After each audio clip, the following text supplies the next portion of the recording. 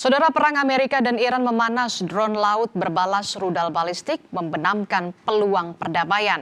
Dan berikut ulasan pakar geopolitik dan keamanan nasional Wibawanto Nugroho Widodo dan peneliti Asia Middle East Center Pizarro Gozali untuk Anda. Oke, pertama saya mau ke Mas Wibawa. Mas Wibawa, Amerika Serikat pertama kali menggunakan drone lautnya dalam operasi tempur dalam serangan ke pangkalan laut Iran di Bandar Abbas. Yang Anda lihat, motif Amerika Serikat menggunakan drone laut dalam serangan terbarunya apa? Jadi gini Mbak ya, sekarang itu masuk ke dalam yang namanya fase baru ya dari kompetisi strategis yang terjadi selama ini. Nah kalau kita lihat secara spektrum ya, yang terjadi bulan lalu itu namanya konflik, terminasi konflik. Nah maju satu langkah itu namanya adalah manajemen konflik. Dalam manajemen konflik itu ada fenomena up and down seperti ini, di mana tekanan militer itu merupakan bagian diplomasi. Nah kalau ini sudah advance lagi, lebih maju lagi, itu namanya resolusi konflik. Setelah resolusi konflik, namanya transformasi konflik. Akhirnya yang bermutuan menjadi aliansi. Nah, jadi kita sekarang bicara dalam konteks manajemen konflik. Nah, dalam konteks manajemen konflik ini, kita masuk di dalam era baru, namanya kompetisi strategis, ya, karena deterrence yang ada, baik itu oleh Iran dan oleh Amerika, bisa dikatakan gagal, gitu. Nah, jadi salah satu dan keduanya tidak ada yang cukup takut untuk menahan diri, itu poinnya tuh, ya. Nah, jadi di sini kita harus melihat ada pergeseran yang tadinya adalah konfrontasi militer antara dua negara.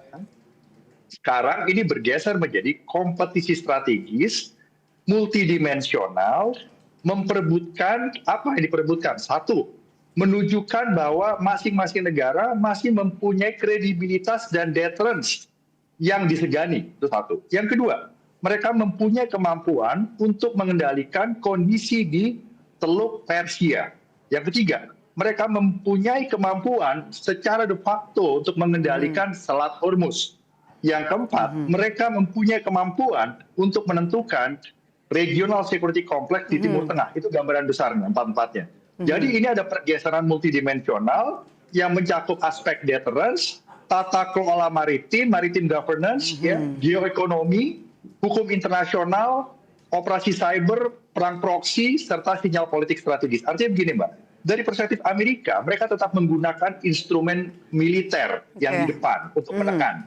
Tetapi mereka tetap mendorong terjadi diplomasi. Diplomasi itu ada karena ada tekanan militer. Itu dilakukan oleh Iran dan Amerika.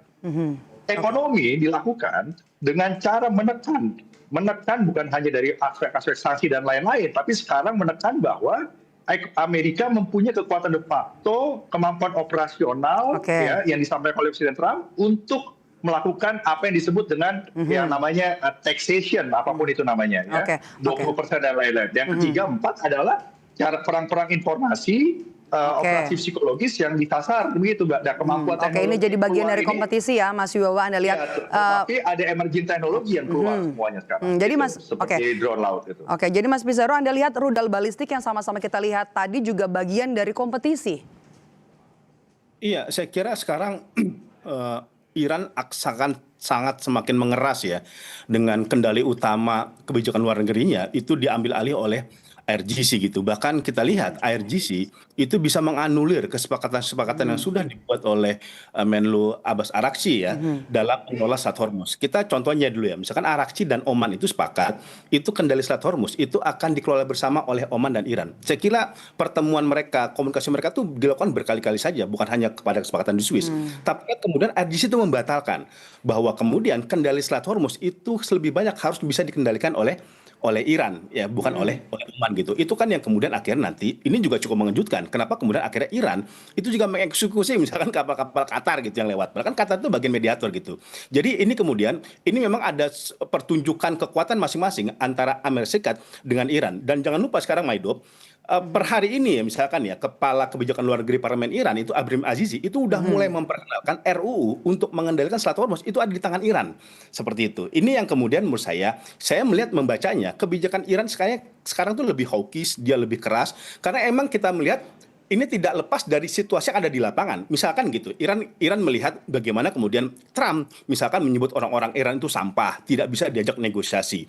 Bahkan negosiasi antara Lebanon sama Israel dianggap oleh Iran, Teheran itu lebih menguntungkan Israel karena kan tidak ada kewajiban bagi Israel untuk mundur seperti itu. Kalaupun mundur itu bertahap. Nah, ini kemudian saya lihat dibaca kemudian akhirnya ada peningkatan kekuatan kapasitas militer yang dimiliki Iran untuk kemudian mengantisipasi jika konflik eskalasi dengan Amerika Serikat kembali terbuka ya, apalagi kan tadi Donald Trump itu secara verbal ya itu akan melakukan blokade lagi kepada Iran, kemudian menerapkan target 20% terhadap lalu lintas Hormuz gitu.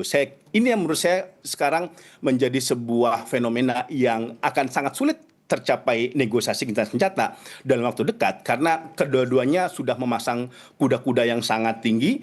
Eskalasi itu sekarang sudah berlangsung, serangan bahkan sekarang ke wilayah Qatar, ke wilayah Kuwait, Jordan juga terus dilakukan oleh Iran. Seperti itu, Maido. Oke. Saya mau ke Mas Wibawa dengan kondisi seperti ini, eskalasi naik turun, apakah kemudian karena juga tidak menemui kata sepakat begitu antara keduanya, apakah masih akan terus terjadi seperti ini eskalasinya naik turun? Ya, jadi kalau dari perspektif international security, katakanlah dari Washington perspektif ya, dari multi stakeholder di Washington tuh, 50% itu tetap di dalam kondisi manage escalation. Karena dari Washington dan juga dari Iran, mereka melihat bahwa open war itu cost-nya lebih banyak daripada strategic benefit-nya. Nah, tetapi ada probabilitas yang meningkat dan itu realistis, yaitu akan ada konfrontasi strategis yang akan berkelanjutan. Nah, itu mungkin chance-nya 30%. Nah, chance yang 20% adalah perang terbuka. Nah, perang terbuka itu terjadi bukan karena direncanakan, Mbak. Perang terbuka itu dalam sejarah perang itu terjadi karena ada miskalkulasi. Nah, miskalkulasi ini bisa terjadi dari banyaknya aktor yang bermain, ya, kondisi yang mendesak, ya, dan juga persepsi psikologis yang bisa salah karena berada di dalam tekanan. Apalagi kemarin Iran juga memberikan ancaman bahwa pemimpin politik, pemimpin militer di Washington itu akan dibunuh satu persatu gitu. Nah, dengan kemarin Senator Lindsey Graham juga meninggal mendadak karena serangan jantung kemungkinan di umur 71 tahun hari Sabtu. Nah, apapun itu ya bisa katakanlah itu retorik ya. Dan belum tentu ada kemampuan operasional dari Iran untuk melakukan hal itu, ya, atau mungkin mampu, ya. Tapi mampu atau tidak mampu, selepas daripada itu bisa menimbulkan yang namanya miskalkulasi. Jadi pertanyaan Mbak tadi itu saya jawab dengan possibility realistis. 50% ini akan manage escalation, 30% ini akan berkelanjutan menjadi konfrontasi strategis multidimensi, dan yang paling kecil kemungkinannya tapi bisa terjadi karena miskalkulasi adalah perang terbuka melibatkan semua aktor gitu. Dan Mbak harus tahu sekarang Amerika itu menggunakan emerging technology yang terbaru ya, tenaga kuantum dan segala macam untuk mengengage kondisi ini seperti saya sudah sampaikan sebelumnya dengan special operation and low intensity conflict dengan pendekatan yang namanya C6ISR, yaitu Command Control Computer Cyber Intelligence Surveillance Reconnaissance.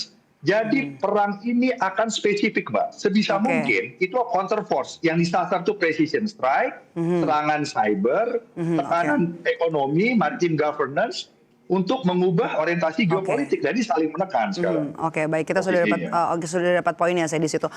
Saya mau ke Mas Pizarro. Mas Pizarro, Amerika Serikat terus menekan begitu ya, dan lewat operasi militer, tapi juga ada laporan ada isu soal Israel kemudian mulai mengganggu politik di dalam negeri Iran, berupaya merusak Iran dari politiknya dengan berupaya merekrut mantan Presiden Iran Ahmadinejad. Analisa Anda, apakah ini memungkinkan? Iya, menurut saya ini sebenarnya menarik ya. Ini ada misalkan laporan ya, investigasi yang dilakukan oleh NYT terkait adanya upaya dari Israel untuk merekrut Ahmadinejad. Padahal Ahmadinejad ini tokoh anti-Israel, narasi-narasinya itu sangat kontra terhadap Zionisme. Tetapi jangan lupa memang Mbak Maidob, masalahnya Ahmadinejad itu juga tersingkir dalam politik Iran.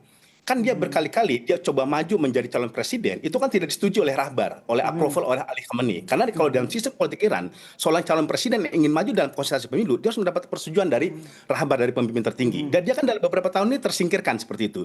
Dan ini kemudian ada titik temu antara Ahmadinejad dengan kepentingan Israel.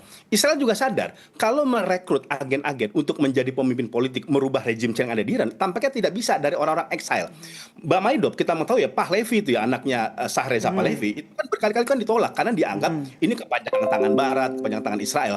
Tetapi kalau kemudian yang diambil itu Ahmadinejad, pertama dia basisnya konservatif, dia memiliki pendukung sendiri di wilayah Iran, dan dia udah punya pengalaman memimpin Iran seperti itu. Ini dianggap ini mengurangi resiko dari penolakan. Jadi dari singkatnya Israel. memungkinkan nggak, Mas Bizaro? Akan sangat berat. Problematikanya ialah pertama dia sudah lama tidak lagi jadi pemimpin dan basis kekuatannya sudah mulai melemah walaupun dia punya pendukung seperti itu. Dan kedua, dia ada laporan dia di bawah tahanan dari IRGC seperti itu. Makanya kan dia kemarin bisa tampil di ini karena persetujuan dari IRGC. Saya kira ada potensi, tapi menurut saya akan sangat berat kemudian ketika Ahmadinejad digunakan oleh Israel untuk melakukan perubahan yang ada di wilayahnya. Akan sangat berat, tapi menarik untuk kita tunggu. Saudara, militer Iran meluncurkan serangan rudal sebagai tanggapan agresi Amerika Serikat. Serangan ini menyusul klaim Amerika yang mengklaim akan menguasai Selat Hormuz menyusul serangan ke kota pelabuhan Iran.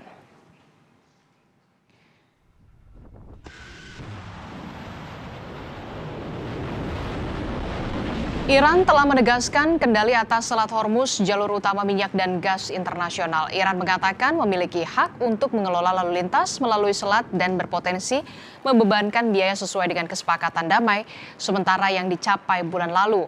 IRGC memetakan persenjataan rudal balistiknya untuk mempertahankan Selat Hormuz. Iran tidak akan mengizinkan tentara Amerika melanjutkan campur tangan ilegalnya di Selat Hormuz. Serangan ini membalas bombardir di kota pelabuhan Iran. Sebelumnya, Komando Pusat Amerika Serikat merilis rekaman serangan ke fasilitas Angkatan Laut Iran, kota pelabuhan Bandar Abbas. Drone melintasi perairan menuju kapal selam yang berlabuh dari arah yang berbeda. Militer Amerika Serikat melaporkan drone Air menghantam pelabuhan di pangkalan Angkatan Laut Bandar Abbas ini. Pertama kalinya pasukan Amerika menggunakan drone laut dalam operasi tempur. Serangan ini diklaim menurunkan ancaman Iran ke kapal komersial.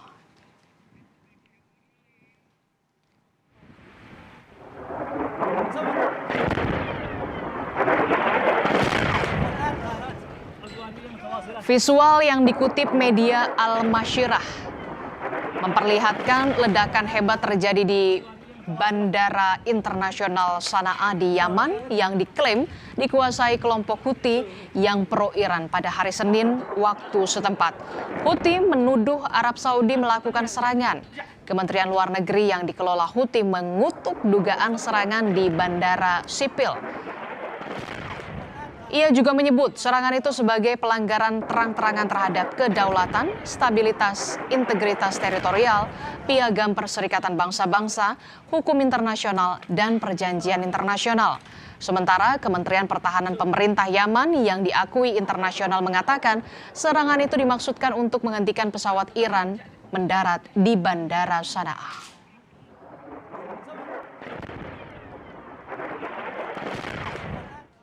Informasi penting lainnya masih akan kami hadirkan, jadi tetaplah bersama kami dalam Breaking News Kompas TV.